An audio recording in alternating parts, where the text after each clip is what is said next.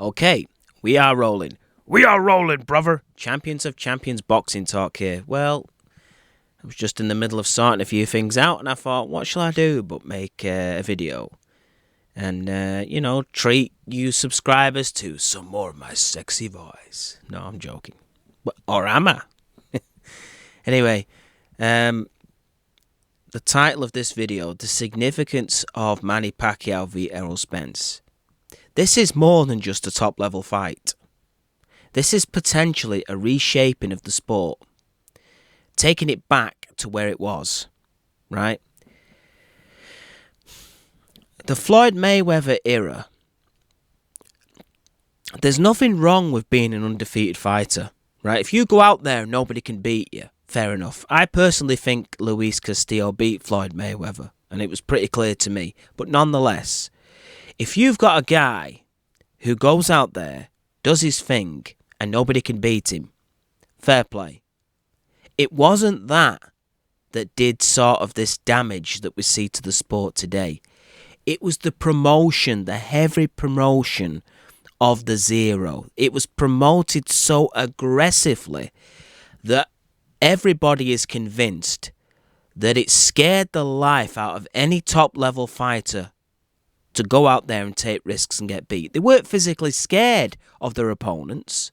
They were scared of losing a fight to a top-level guy and then their rankings and ratings and drawing power plummeting, right? In the past, it's shocking when you talk to some of the younger generation in terms of, the current crop of boxing fans. You ask them who the best fighters in history are, and they sort of say the same names as me and you.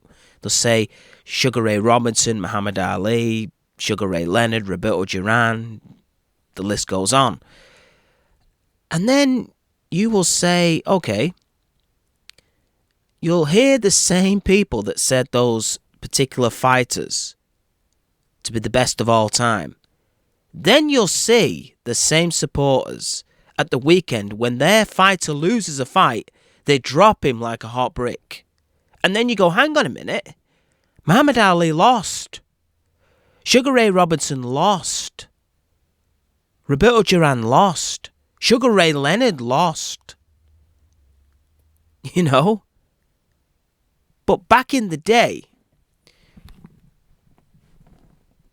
like I say, no fighter goes out there and thinks, I'll put a shift in, but I'll lose. No, they don't. They want to win every fight. If you're a fighter at the highest level with the best ambition, you want to win. And the aim, first of all, is to never be beat. But that's not always possible. But when a fighter in the past lost, it was considered the same as when, let's say, a top football team, Manchester City or Barcelona or Real Madrid lose, right? It's just one of them nights. There'll be other nights. They didn't go out on that pitch to lose, but it happened. But a great team can bounce back. And sometimes, with Arsenal in the Premiership, you may get, an anomaly where a team goes unbeaten all season. Nobody attempts to lose or draw. They all want to win. But the point is, you can't stop the game because, say, Manchester City lose 1-0. If they quit right then and there, they wouldn't be on a treble right now. They are on the verge of winning 3 trophies. They've lost multiple games in the league this season, yet they're still got silverware. They have won things. They are the champions. Right? Why? They bounced back. And the supporters expected them to lose, but to win more than they lose. Because they're a great side. Same with boxing. The perception back in the day when Muhammad Ali lost was, he's potentially got the ability to come back. I remember watching the commentating after the Roberto Duran Sugar Ray Leonard fight, and Leonard lost. And what they were talking about was Sugar Ray Leonard boxed with the wrong strategy. But that was it. They didn't say, the guy is literally done. It's over. Nobody will buy tickets to see him again. The perception just was not there then. I remember Lennox Lewis when he got knocked out. And some people wrote him off, but it wasn't as aggressively as, say, when Anthony Joshua lost to Andy Ruiz. People were saying Anthony Joshua was done and dusted. Just like that. I mean, to go from one extreme, Anthony Joshua is the great heavyweight, to literally he is a nobody in just one defeat. Come on. That sort of thing did not exist in the 70s, 80s, and in the boxing golden eras, let's just say. And there was a guy, Rocky Marciano, that did go undefeated. But it's about what you do during a whole career. There are not many people that rank Rocky Marciano, to be honest, better than Muhammad Ali. You know, just based on his zero. It takes a lot more than that, right? So, this Pacquiao-Spence fight, it could be the continuation of a legend. If Pacquiao pulls it off, does he continue? Maybe he retires on a great note, right? Maybe that's what he does. Or it could be the continuation of a legend. It could also be Errol Spence's Oscar De La Hoya moment. In other words, what Manny Pacquiao did to Oscar De La Hoya, maybe Errol Spence might do that and take the torch from Manny Pacquiao, right?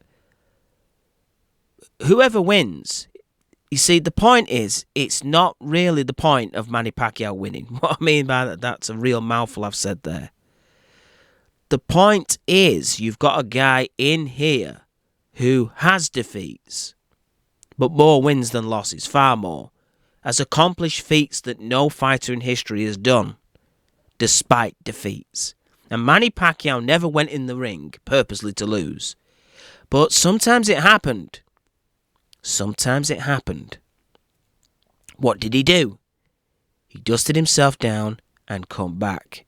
And this is the intelligence of the Pacquiao fans. See, the Pacquiao fans are in the same mindset as the Muhammad Ali fans and the Sugar Ray Robinson fans. Just the same as Manny Pacquiao is in the same mindset as Duran, Muhammad Ali, Sugar Ray Robinson, etc. Defeat is not fatal to a guy like Manny Pacquiao. Now, this might be his last fight, but the point of this fight is not to win, as such. To the boxing world, this fight has the opportunity to take us back and make the sport healthy again, with a guy willing to take a risk at an advanced age, putting it all on the line against, ironically, an undefeated fighter, right? Here's how significant being undefeated is. If you looked at the two records, you've got Manny Pacquiao with 7 defeats, and you had Keith Thurman with 0 defeats. The guy with 7 defeats beat Keith Thurman with no defeats. So that just tells you. That's why Muhammad Ali would beat Rocky Marciano, in my opinion. It's who you fight when you fight them. And your ability to not only be consistent, but if things don't go your way, to bounce back. Bernard Hopkins, I think, lost one of his first 2 fights. Yet he became the oldest champion in boxing history twice. Roy Jones got robbed at the Olympics. Roy Jones, I think, lost one of his early fights as well to disqualification. Now, can you imagine had everybody wrote Roy Jones off right from the get-go? We would not have seen a future legend, would we? But today, that's the sort of things that they do, the broadcasters, the fans, the lot. And it is the fault of this heavy promotion of Floyd Mayweather Zero. It is. It's not that Floyd went his whole career unbeaten on record. It's the fact there was such an emphasis put on it that it suddenly made Terence Crawford, Errol Spence, Keith Thurman, they were all terrified of going near each other. They should have all fought each other by now. You've even got Joshua and Fury that should be fighting. The contract thing is a stumbling block for that fight. But Tyson Fury and Joshua should have had multiple fights by now. Right? But Pacquiao is setting the example. This fight will have a huge audience. And it will either be Pacquiao wins either way, really. It will either be what an astonishing, incredible performance by an aging fighter who still has it, or it will be Manny Pacquiao passing the torch as Oscar De La Hoya did. Oscar De La Hoya, say what we want about him. 2 of his last 3 fights were to Mayweather and Pacquiao. Pacquiao is sort of doing that same blueprint in fighting Furman and Errol Spence. 2 out of his last 3 fights. Not Conor McGregor or Logan Paul. Again, I don't want to keep picking at Floyd, but we need to get past this zero stuff. The sport needs to move on and go back. The only way we will get the best fighting the best consistently again is when, let's face it, people have no fear to lose. That's when you have a better society. That's when you have a more thriving society. When people are going out to win, but they're not afraid to lose. That's when you win the most. Not everybody, see, here's the thing, not everybody can be Floyd Mayweather. Some people with that attitude will crumble because they'll take no risks with anything and not achieve anything. Floyd Mayweather had the talent to be calculated, right? And win, and keep winning, and keep winning, and keep winning, right? He had that about him. Not everybody does. Some people have to go out there and take the losses and learn from the losses. That's the only way to advance. And that is 99.9% of society. You know, it sends an awful scourge through society. You have guys, you know, let's face, I mean, you go on the dating scene. The guys with the most success with the girls have been rejected the most. Why? They approach the most. But can you imagine a guy, conservative? He wants to be married in the future, but he sits there, all tense.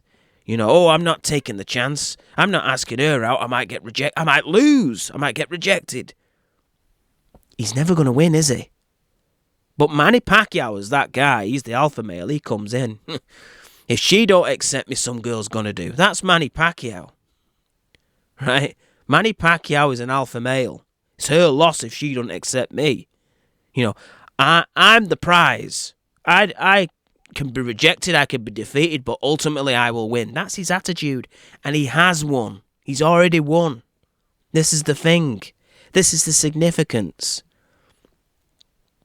Muhammad Ali won against Larry Holmes, even though he lost. Let's face it, going out losing to Larry Holmes is better than beating Conor McGregor or Logan Paul. Going out, I'm not saying it will happen, right? But if Manny Pacquiao is to lose to Errol Spence, losing to Errol Spence, who will be probably a future Hall of Famer himself, is better than beating Conor McGregor. It looks champion. It looks champion. Well, anyway, I think I've made my point on that score.